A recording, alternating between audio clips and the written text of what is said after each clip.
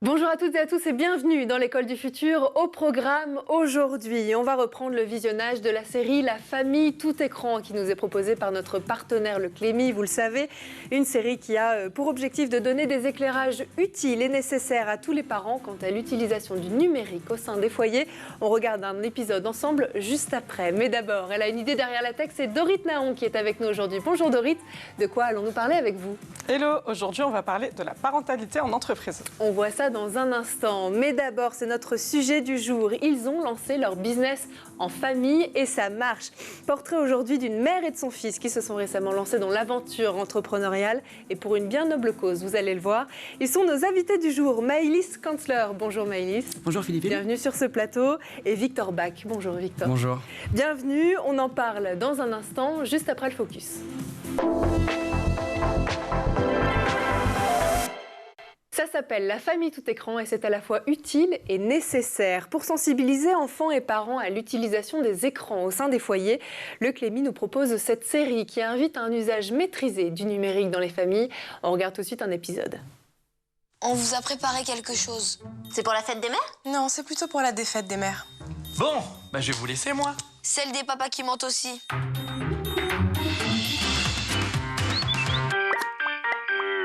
Vous passez votre temps à nous dire de ne pas être scotché à nos écrans.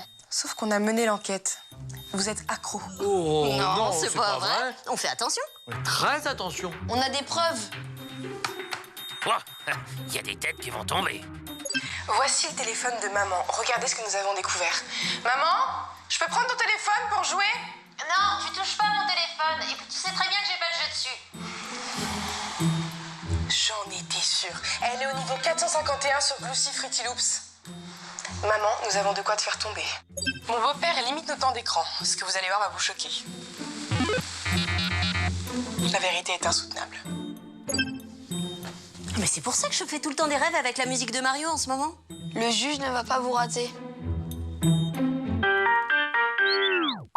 C'est à vous, adultes, de montrer l'exemple. Alors commencez par limiter votre consommation et installez le contrôle du temps d'écran sur votre smartphone. Vous serez plus crédible. Je vous déclare coupable. Vous serez condamné à faire un gâteau au chocolat toute la semaine. Petit côté strict me rappelle quelqu'un. Attends que je sois libérée, toi. Tout autre chose à présent, entre les insultes, les moqueries ou encore le partage de photos sans le consentement de la personne concernée, 60% des jeunes âgés de 18 à 25 ans auraient déjà été victimes de cyberharcèlement. C'est le résultat d'un sondage glaçant publié l'année dernière par l'association e-Enfance. Je suis en compagnie de deux personnes qui ont fait de ce combat leur cheval de bataille et on voit ça dans un instant. Dans cette première partie du talk, je vous le disais, je suis en compagnie de Maëlys Kanzler et Victor Bach, une mère et son fils. Maëlys, on va peut-être commencer par vous, si vous le voulez bien. C'est donc une malheureuse histoire de cyberharcèlement et d'addiction, je crois, qui a touché votre autre fils, qui vous a donné l'envie, l'idée d'un jour inventer un téléphone un peu spécial. Vous nous racontez ? C'est tout à fait ça, Philippine. J'ai deux fils, donc Victor, 16 ans, et Tom, aujourd'hui 11 ans. Et il y a un an, Tom est passé par une phase quasi dépressive. Il passait 6 heures par jour en moyenne sur son smartphone. Et quand a commencé en plus le cyberharcèlement, avec des réceptions de photos qui lui ont fait très très peur, on a eu la chance qu'il casse son téléphone à ce moment-là. Et il a passé 6 mois sans smartphone, et c'est là où tout a commencé à aller mieux. Et c'est comme ça qu'a émergé l'idée, se dire comment peut-on amener les enfants à ne pas passer toute leur vie sur leur smartphone, tout en leur donnant la possibilité de communiquer, et moi de pouvoir appeler mon fils quand il rentre en retard de l'école. Bien sûr. Ça s'appelle donc The Phone, vous l'avez monté avec Victor, 16 ans. Vous aviez déjà tous les deux des compétences en tech, en programmation pour inventer ce téléphone, Maëlys ? Alors, on n'a aucune compétence tech. Moi, j'ai toujours lancé des entreprises dans le domaine du service, notamment le service à la personne. Et Victor, qui est en première, n'en a pas non plus. Mais en fait, c'est un projet qui est moins basé sur la tech que sur la communication, du marketing, avec une forte volonté de changement comportemental chez les personnes, amener tous les jeunes et leurs parents à comprendre que c'est un poison, le smartphone, et qu'il faut maintenant passer à un médicament et donc se débarrasser de ce poison. Victor, comment ça fonctionne alors, The Phone? Qu'est-ce qu'on peut faire avec ? Alors le principe est tout simple. C'est un téléphone, simplement un téléphone, avec seulement deux fonctionnalités qui sont appeler et écrire, tout en étant désirable pour l'enfant puisque je peux en témoigner moi-même. C'est un des premiers critères lors du choix du téléphone, son esthétisme. Donc voilà, il a été designé pour plaire aux jeunes, mais à tous. Le risque, c'est pas peut-être que les ados l'utilisent que très peu avant d'être attrapés par le téléphone des autres, celui des copains, celui où il y a les réseaux sociaux, WhatsApp, les échanges. Vous en avez pas peur? Alors, en premier abord, c'est une manière de se distinguer, et c'est pour ça que on vise, en première manière, les primo-accédants au téléphone, c'est-à-dire les enfants qui n'ont pas encore eu accès à de téléphone, pour donc, lesquels les plus jeunes. Les plus jeunes, exactement. Qui n'ont pas encore eu de téléphone et pour lesquels il sera donc plus facile de les convaincre puisqu'ils n'ont pas encore goûté au smartphone que nous avons tous. C'est comment de créer un téléphone de toutes pièces? Il faut trouver, j'imagine, les pièces. Vous arrivez à fabriquer en France? Alors, ça ne sera pas fabriqué en France, mais ça sera assemblé en France. Mais je ne sais pas si vous dire si c'est compliqué ou quoi, mais en tout cas, on arrive à se débrouiller. Vous en êtes à quel stade de l'aventure, là, Maëlys? Alors, on a le prototype, mais qui, pour l'instant, n'est pas encore en état d'usage. D'accord. Vous l'avez avec nous, d'ailleurs. Oui, on l'a ici. Donc, voilà le téléphone, donc, qui ressemble à un smartphone. Mais qui donc n'a pas de connexion Internet, ni d'application autre que ces deux fonctionnalités que présentait Victor, qui est appeler ou écrire des messages. Où est-ce qu'on pourrait le retrouver, The Phone? Alors, c'est auprès des distributeurs, comme on peut aller chez SFR, chez Orange, acheter son portable aujourd'hui? Alors non, puisque nous souhaitons le commercialiser à un prix très attractif, aux alentours des 100 €, et donc impossible de trouver des distributeurs aujourd'hui qui le vendraient sans marge, distributeur. Et nous, avec à peine une marge de 15 € par téléphone, on n'a pas de quoi payer donc des distributeurs. Victor, je le rappelle, vous êtes en première ES en région parisienne. Vous avez donc 16 ans. Vous continuez d'aller en cours aujourd'hui? Tous les jours. Je suis même censé être en cours en ce moment même. Je remercie d'ailleurs la directrice de m'avoir laissé être avec vous sur le plateau aujourd'hui. Mais oui, donc je suis censé être en cours. Comment on fait pour concilier à la fois l'entrepreneuriat à 16 ans et la préparation du bac dans quelques mois, quelques années? Alors, certes, ça impose une certaine discipline puisque je dois me débrouiller pour avoir des bonnes notes au lycée. Pour l'instant, ça se passe plutôt bien. Et travailler donc les soirs ou le week-end. Mais très honnêtement, ça en vaut le coup puisque c'est vraiment un projet hyper enrichissant pour moi. Et en plus, en bonne compagnie, donc... Ben oui, parce que c'est une aventure familiale aussi. Qu'est-ce que vous en pensez? Vous avez décidé ensemble de monter ce projet à deux? On a imaginé ce projet un soir. Ça a commencé une discussion autour de son frère, justement. Ça a commencé à 21h, ça s'est terminé à 1h du matin. Et j'ai dit à Victor ce soir-là, en se couchant, j'ai dit écoute, soit on le fait nous, soit quelqu'un d'autre va le faire. Et le matin, il s'est réveillé, il a dit banco, on y va. Et donc c'est effectivement pas toujours évident pour lui de concilier, mais moi j'ai d'autres activités professionnelles aussi par ailleurs. Et donc on fait nos réunions le soir, le week-end. En plus donc des devoirs qu'il a à faire pour préparer son bac effectivement l'année prochaine. Bah oui, vous l'avez dit, c'est aussi, vous avez été plusieurs fois entrepreneur, serial entrepreneur même, Maëlys. Qu'est-ce que ça change de travailler en famille? J'imagine que ça bouleverse aussi, vous l'avez dit, un petit peu l'équilibre familial et le planning. Est-ce que ça facilite aussi les relations? Est-ce que parfois c'est plus compliqué parce qu'on ne s'entend pas forcément, parce qu'on est trop ensemble? Alors déjà, moi j'ai l'habitude d'entreprendre en famille. Mes précédentes aventures entrepreneuriales, je les ai menées aussi avec ma sœur jumelle, mon beau-frère, mon neveu. Donc vous êtes aguerri. Donc je connais et on sait bien faire la part des choses entre le personnel et le professionnel. Après, ce qui rend les choses un peu plus compliquées, c'est que comme on vit ensemble avec Victor, on en parle effectivement beaucoup. Et même ne serait-ce que hier soir, Tom nous disait qu'en fait, on parlait plus du tout d'autre chose que de The Phone et que lui n'arrivait pas à placer tous ses récits de la journée. Donc effectivement, il faut qu'on fasse un peu plus attention à ne pas monopoliser le sujet à la maison même. Trouver les temps pour le faire, effectivement. Victor, de plus en plus de jeunes de moins de 30 ans souhaitent créer leur entreprise. C'est radicalement des générations précédentes, celles de nos parents, de nos grands-parents, qui avaient plus tendance à imaginer le CDI comme un Graal. Pour vous, au contraire, l'entrepreneuriat, ça y est, c'est la destinée? Alors, je dois dire que depuis que j'étais petit, j'ai toujours voulu ou su que je voulais être entrepreneur. Alors, je ne pensais pas que ça allait m'arriver aussitôt. Mais alors, j'en suis ravi, puisque pour l'instant, tout se passe bien. Et voilà, c'est un véritable objectif pour moi. J'ai la chance d'avoir un modèle assez exemplaire. Et voilà, voilà. C'est facile d'entreprendre à 16 ans? Je sais pas si c'est facile et je sais pas si le fait d'avoir 16 ans change quelque chose parce que l'idée qu'on a eue est tellement générale que quiconque d'autre aurait pu l'avoir. Mais je pense pas que l'âge que j'ai ne change quoi que ce soit, hormis le fait que je doive combiner les cours et le travail. Bien sûr. Mais voilà, hormis ça... Le regard des proches, des copains à l'école? Alors, ils sont pas tous au courant. Les plus proches le sont. Ils me soutiennent d'ailleurs. Et ils le seront maintenant, effectivement. Et ils le seront maintenant, puisqu'ils verront sûrement. Ils verront sûrement. Mais voilà, les plus proches le sont, mais les autres, j'en ai pas encore trop parlé.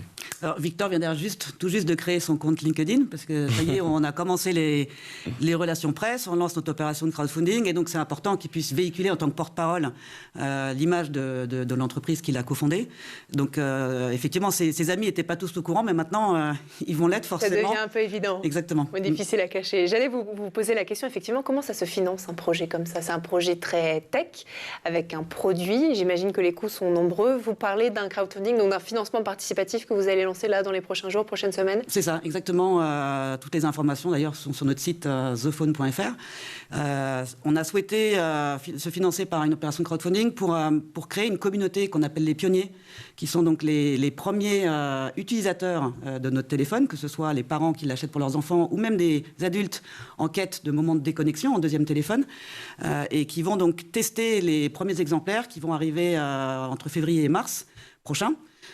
Et donc cette communauté nous serons nos ambassadeurs pour aller derrière convaincre les autres, puisque une maman d'un enfant de 10 ans, elle a forcément autour d'elle 10, 15, 20 mamans d'enfants de même âge qu'elle connaît. Ça fait effet boule de neige. Exactement. Effectivement. Quel regard vous portez, Dorit, sur cette aventure familiale, entrepreneuriale, un peu hors du commun, c'est sûr? Eh ben, ça passe ou ça casse. En l'occurrence, ça passe et c'est super. Mais j'ai envie de dire que l'engagement, il est essentiel. J'ai vécu moi-même du cyberharcèlement. J'ai déposé plainte fin 2021. Je sais à quel point c'est un enfer, encore plus quand on parle de Tom, qui est beaucoup plus jeune que l'âge que j'avais où j'ai été cyberharcelée, où les jeunes sont fragiles émotionnellement, où ça peut avoir des conséquences dramatiques jusqu'au suicide. C'est important de le rappeler.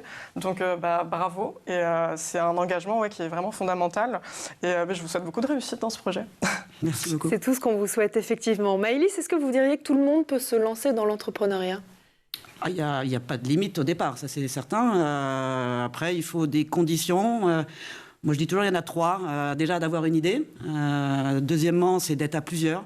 Entreprendre seul, c'est très compliqué parce qu'on passe par des moments d'euphorie ou des moments beaucoup plus compliqués, et c'est bien de les partager, les deux.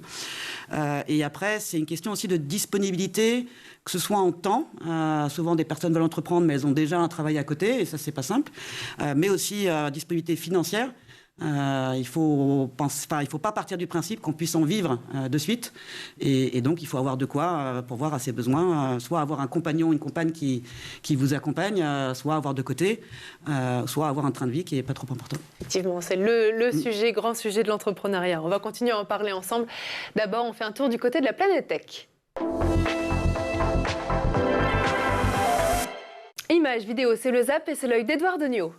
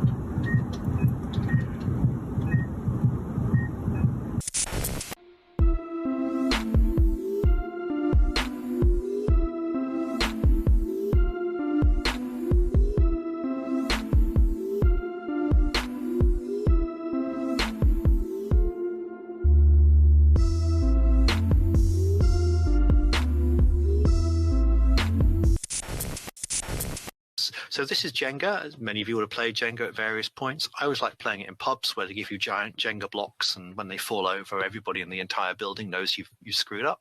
But these are just your normal standard size Jenga. So Joanne is just going to take out several blocks here. You could do this as a two-player Jenga. We're kind of quite entertained by the idea that when we get our next set of gloves, we'll have two people controlling the robot, taking it in turns. We could do that.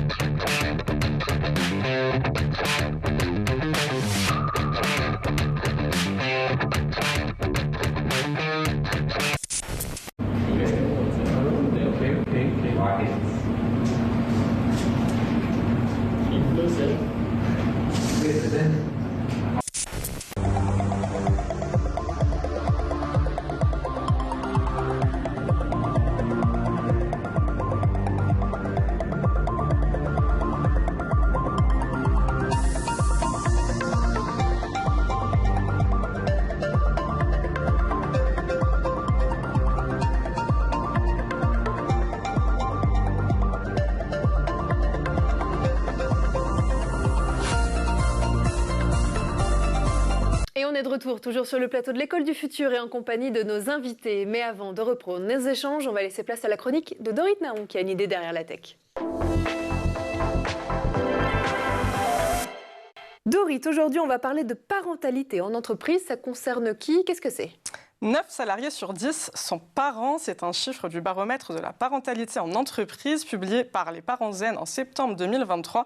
Et 98% des parents affirment que leur vie pro a un impact sur leur vie perso, d'où la nécessité de vraiment accompagner les salariés sur le sujet de la parentalité pour leur faciliter la vie. Alors justement, une question qui se pose, c'est quels sont les enjeux pour une entreprise d'accompagner cette parentalité pour les salariés? Alors déjà, on est sur de la marque employeur, donc travailler l'image de marque d'une entreprise, donc la notoriété, la visibilité.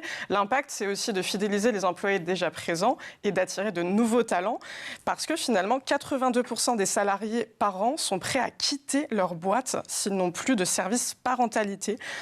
Pas assez, en tout cas, dans leur boîte actuelle, et qu'ailleurs, on leur propose mieux que ce qu'ils ont actuellement comme package. Donc, c'est un chiffre à retenir quand même. Effectivement, important. Et qu'est-ce que ça donne sur le terrain côté des ressources humaines? Alors, on a 80% des RH qui déclarent mettre en place des actions spécifiques du côté des parents, sauf que ça colle pas du tout avec le témoignage des salariés. Il n'y a que 52,5% des parents qui trouvent que leur boîte propose des solutions pour la parentalité. Le site Hello Workplace explique ce décalage de perception par le fait que les actions déployées ne comblent pas les principaux besoins des collaborateurs. Alors, quelles sont les solutions dont les parents ont besoin justement pour se sentir plus sereins au travail? Alors, toujours d'après le baromètre de la parentalité, en premier, c'est le mode de garde. C'est ça le service dont 58,3% des salariés ont besoin. Je sais que vous avez proposé quelque chose sur ça, on y reviendra, c'est extrêmement intéressant. Finalement, le mode de garde, c'est la source de stress numéro 1 pour les parents. Donc, concrètement, on parle de cofinancement de places en crèche par l'employeur. C'est ce que vous avez mis en place. Alors, du côté des entreprises, finalement, on n'a que 40,6% des entreprises qui proposent des solutions de mode de garde. On a aussi des chiffres plus détaillés. C'est plus répandu dans les entreprises de plus de 1000 salariés, avec 32% des entreprises qui proposent ce service.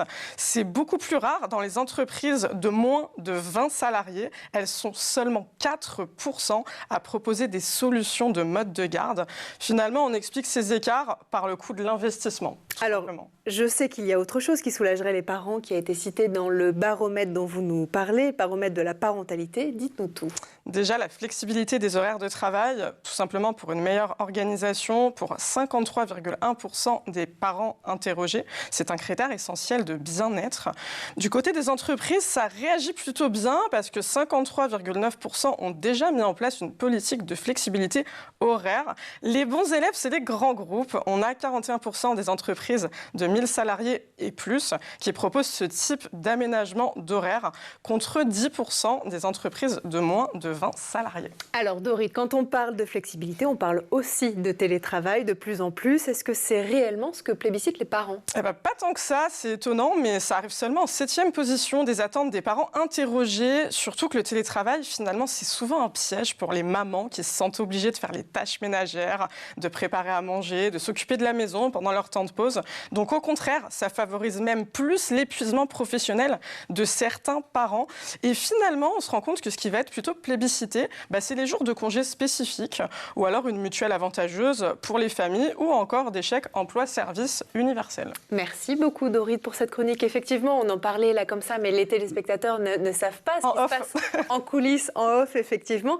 Maëlys, je vous voyais réagir pendant la chronique. Vous avez une histoire un petit peu spéciale aussi par rapport à la chronique de Dorit, puisque vous avez monté il y a quelques années l'un des premiers réseaux de crèches en entreprise, c'est ça? Drôle de coïncidence, effectivement, il y a 20 ans, effectivement, j'ai monté un réseau de crèches qui s'appelait Crèche Attitude. Et je me réjouis d'ailleurs des chiffres que vous annoncez, parce que quand je me suis lancée, il n'y avait quasiment aucune entreprise qui proposait des places de crèche, alors que là, je vous ai entendu parler de 30-40%. Donc c'est déjà une avancée énorme. Donc moi, je félicite tous les employeurs qui se sont engagés depuis 20 ans dans la réservation de places de crèche pour les enfants de leurs salariés. Comment on explique justement ce boom de la parentalité en entreprise? Vous nous avez donné quelques éléments Dorit, mais est-ce que vous l'avez vu, vous l'avez vécu toutes ces années? Alors moi surtout, au début, quand on s'adressait au DRH, ils pensaient qu'on vendait une activité un peu saisonnière, parce qu'ils pensaient qu'on vendait des crèches de Noël quand on parlait de crèches. Mais c'était vraiment drôle. Depuis 20 ans, tout a changé. Et aussi parce que beaucoup d'acteurs se sont lancés. Et plus on est d'acteurs à parler d'un service ou d'un produit, plus forcément... ça éduque le marché. Exactement, ça éduque le marché. Mais dans quelques années, on va se poser d'autres questions encore. Parce qu'après, les enfants, quand ils ont grandi, qu'ils sont à l'école, il va falloir maintenant réfléchir à comment on aide les salariés aussi à s'occuper de leurs parents vieillissants. C'est un grand ça va devenir un grand sujet aussi pour les employeurs, parce que ça va prendre de plus en plus de temps et de charge mentale pour les salariés. Précurseur d'une nouvelle tendance RH. Exactement. Et ben voilà, comme quoi, vous voyez, les chroniques, ça échange. Bon, on va quitter la crèche, si vous voulez bien, pour repartir au lycée avec le cofondateur de The Phone, tout de suite dans la deuxième partie du talk. Rechercher des associés de confiance qu'on connaît sur le bout des doigts, ces créateurs en tout cas ont trouvé la perle rare au sein de leur propre famille. On continue d'en parler, je crois qu'ils n'ont aucun regret, en tout cas ça ne se voit pas. Maëlys Kanzler et Victor Bach, 16 ans. Vous nous disiez, Maëlys, que l'histoire de The Phone a commencé par une prise de conscience face au cyberharcèlement et à l'addiction de votre autre fils par rapport à son téléphone portable. Vous, Victor, vous avez connu le collège, vous êtes actuellement au lycée, il n'y a pas si longtemps. Vous avez le souvenir d'avoir été sensibilisé à ces enjeux d'addiction, de cyberharcèlement? Alors, on a été beaucoup sensibilisés à plusieurs reprises, même dans mon établissement, notamment par une intervention de e-Enfance, l'association qui est venue faire une intervention dans notre lycée il y a environ 1 an. Et je pense que ça permet de se rendre compte vraiment du problème qui est omniprésent maintenant dans tous les lycées, je pense. Et donc je pense qu'on est vraiment mis en garde un petit peu par rapport à ça. Qu'est-ce qu'on vous a présenté lors de cette intervention spécifiquement? On nous présente les différents cas de harcèlement, parce que c'est pas forcément clair pour tout le monde dans quel cadre on peut estimer qu'on est harcelé, mais surtout les solutions, les options qui s'offrent à un élève harcelé qui ne sait pas forcément toujours comment réagir. Et donc voilà, les solutions de qu'est-ce qu'il fallait faire en cas de harcèlement ou en cas d'un ami qui se faisait harceler, par exemple. Donc voilà, c'est surtout les solutions qui nous ont été présentées. Ça permet aussi de libérer la parole d'une certaine manière? Oui, parce qu'en fait, on en parle très peu. Entre groupes d'amis, on en parle très peu du harcèlement, et je pense qu'on n'en parle même pas assez, parce que c'est, comme je l'ai dit, quelque chose d'omniprésent de plus en plus. Et ça permet de discuter de la thématique, même si on n'est pas soi-même harcelé. C'est toujours bénéfique. Oui, c'est assez paradoxal parce qu'effectivement, vous dites que c'est un sujet de société dont on parle énormément. On en parle régulièrement, vous le savez, ici dans l'École du Futur.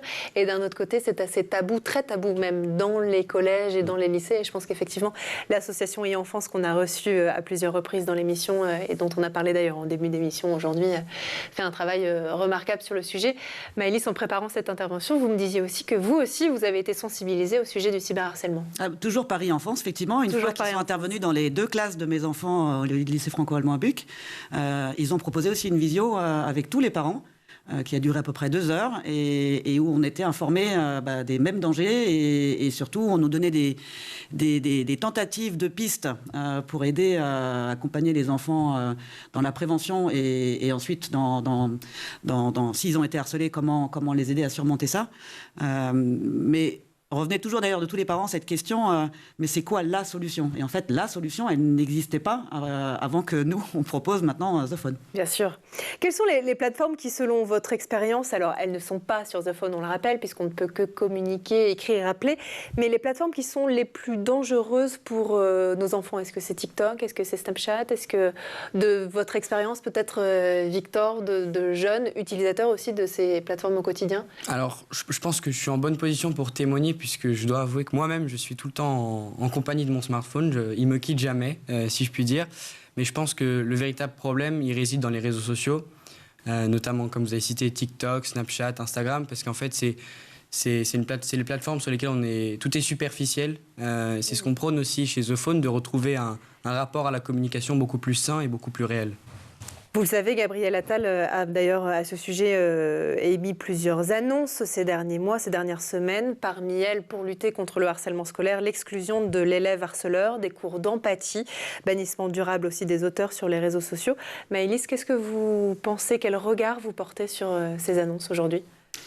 Alors, pour l'instant, ça reste pour moi ce qu'on appelle chez nous en interne, notre jargon The Phone, des ordonnances à cette maladie, cette pandémie. C'est pas encore le médicament. Et en fait, il faut qu'on soit beaucoup plus radical, en fait. Nous, on dit surtout pas... Victor, qu'il ne faut pas être connecté. Il faut apprendre aux jeunes à utiliser les réseaux sociaux, justement pour éviter qu'ils agissent mal ou qu'ils communiquent mal dessus. Utiliser Internet, c'est indispensable pour construire l'avenir de tout le monde, mais pas d'une manière permanente, individuelle, isolée, avec son smartphone dans sa poche ou dans sa main H24. Donc ça s'apprend en compagnie des parents, sur un ordinateur, une tablette, dans le salon, de manière à ce que, quand l'enfant visualise des images ou voit des choses qui le heurtent, que le parent puisse voir et accompagner effectivement en expliquant qu'est-ce qui s'est passé, qu'est-ce que tu as vu, qu'est-ce que tu n'aurais pas dû voir. Voilà. Et moi, je suis assez convaincue qu'on entame maintenant un grand virage sociétal et que dans quelques années, on considérera comme irresponsable d'avoir laissé des smartphones dans les mains des jeunes enfants.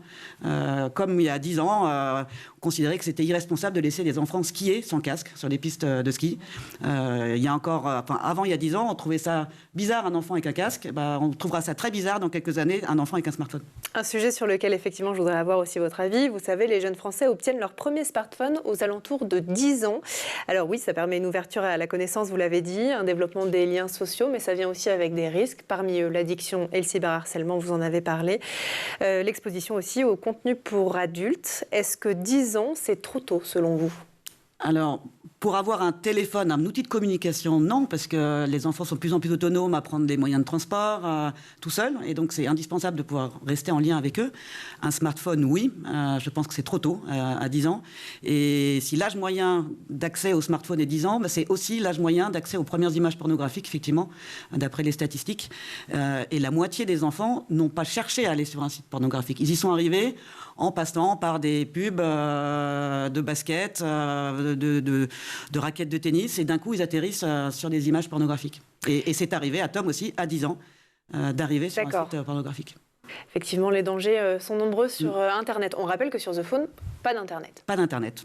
Rien du tout, au moins c'est clair. Une petite ville irlandaise a pris le contre-pied de ces sujets-là, Greystones, en interdisant l'usage des smartphones aux enfants de moins de 13 ans, à l'école comme à la maison. Et c'est un franc succès, 96% des parents ont signé ce pacte qui veut que leurs enfants n'aient pas de téléphone avant le secondaire. Les Pays-Bas songent aussi à bannir les téléphones portables des établissements d'enseignement secondaire. Qu'est-ce que vous en pensez, Victor ? Moi, je pense que 13 ans, c'est déjà une bonne réforme. Est-ce que c'est trop tôt ? Je ne sais pas, parce que pour être passé il n'y a pas si longtemps par l'étape collège, entre guillemets, je pense que c'est aussi important, ou d'un certain moment, de pouvoir avoir son smartphone et être dans le groupe, puisque ne pas l'avoir après un certain seuil peut mener à une exclusion sociale. Je sais que certains élèves qui... Dans mon cas, n'ont pas de smartphone, même à l'heure actuelle, peuvent se retrouver exclus un petit peu du groupe. Mais je pense que 13 ans, c'est peut-être encore un petit peu tôt, mais c'est déjà un bon progrès. Un bon progrès. Ça s'appelle The Phone. C'est une autre matière de lutter contre le cyberharcèlement et l'addiction aux écrans. Et c'est aussi et surtout une très très belle aventure familiale. On rappelle votre site internet pour retrouver votre portable, defaune.fr. Tout simplement. Tout simplement. Et bientôt, la campagne de crowdfunding aussi qui va arriver pour commander votre premier téléphone. Merci encore à vous, Maëlys Kanzler, d'avoir été avec nous. Vous êtes donc la cofondatrice de ce projet, serial entrepreneur aussi, on l'a vu. Victor Bach, merci à vous. Merci bon à courage pour la reprise de cours. Il va falloir y aller. Désolée. J'y cours. Bon. Merci en tout cas Dorit aussi d'avoir été avec nous pour vos éclairages précieux et utiles. Merci à vous de nous avoir suivis et nous on se retrouve dès demain dans l'école du futur. Bonne journée.